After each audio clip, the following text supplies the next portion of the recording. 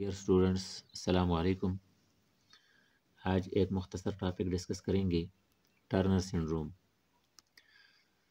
Turner نے سب سے پہلے اس کو ڈسکرائب کیا تھا، اور یہ ایک سنڈروم ہوتی ہے یا ایک جینیٹک ڈس آرڈر ہوتی ہے جس کا کوئی کمپلیٹ ٹریٹمنٹ نہیں ہوتا۔ تو اس میں مانوسومک ایک کنڈیشن ہوتا ہے، یعنی ہیومن کے 46 کروموسوم کی جگہ 45 کروموسوم ہوتے ہیں۔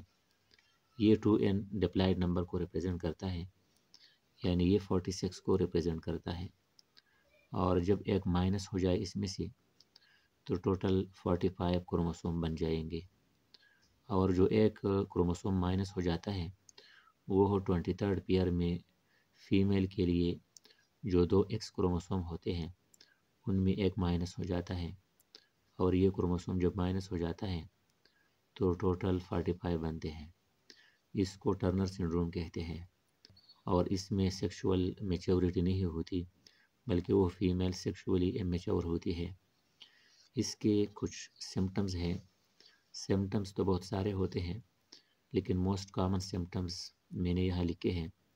پہلے انفرٹیلیٹی ہے، یعنی اکثر ایسا ہوتا ہے کہ اووریز ایبسنٹ ہوتے ہیں، یا اووریز کی جگہ ایک ٹیشو موجود ہوتا ہے لیکن پرومیننٹ اووریز موجود نہیں ہوتے۔ تو یہ پہلا ایک کمپلیکیشن یا ایک سمٹم ہے انفرٹیلیٹی کا۔ سیکنڈ نمبر شارٹنس آف اسٹیچر ہے، کہ جسامت یا جو ہائٹ ہوتی ہے وہ نارمل سے کم ہوتی ہے ایج کے لحاظ سے۔ اور تیسرا ایمینوریا ہے، کہ اس میں مینسٹرل سائیکل نہیں ہوتی۔ جو ماہانہ مینسٹرل سائیکل فیمیل کی ہوتی ہے، 28 ڈیز کی جو سائیکل ہوتی ہے وہ ان میں نہیں ہوتی۔ اور لو ہیئر لائن ایٹ بیک، اور سر کے بال کی پیچھے یا بیک پر گردن کی طرف جو ہیئرز کا پہلا لائن ہوتا ہے نیچے سے، تو وہ نیچے ہوتا ہے، نارمل سے زیادہ لو لیول پر ہوتا ہے۔ اور چیسٹ براڈ ہوتی ہے، نیپلز کی ڈسٹینس زیادہ ہوتی ہے as compare to other females of the same age. پھر آگے ٹریٹمنٹ ہے، اس کا کمپلیٹ ٹریٹمنٹ تو نہیں ہوتا، پھر بھی ہارمونل امبیلنس کو کنٹرول کر کے جو سیکنڈری سیکشول کریکٹر ہوتے ہیں ان کو کافی حد تک مینٹین کیا جا سکتا ہے۔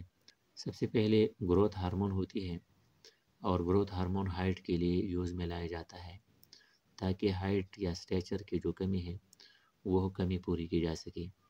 اس کے علاوہ ایسٹروجن ریپلیسمنٹ تھراپی ہوتی ہے، اور اس میں ایسٹروجن کا یوز کیا جاتا ہے، یعنی ایسٹروجن جو کہ فیمیل میں نارملی سیکریٹ نہیں ہو رہی، تو ایسٹروجن کے ذریعے ان کے باڈی میں ایسے چینجز لے کے آنا کہ ایسٹروجن نارملی سیکریٹ ہو، اور اس کے بعد پھر کیا ہوگا کہ سیکنڈری سیکشول کریکٹرز انڈیوس کرنا یہ ایسٹروجن کے ذریعے کیا جاتا ہے۔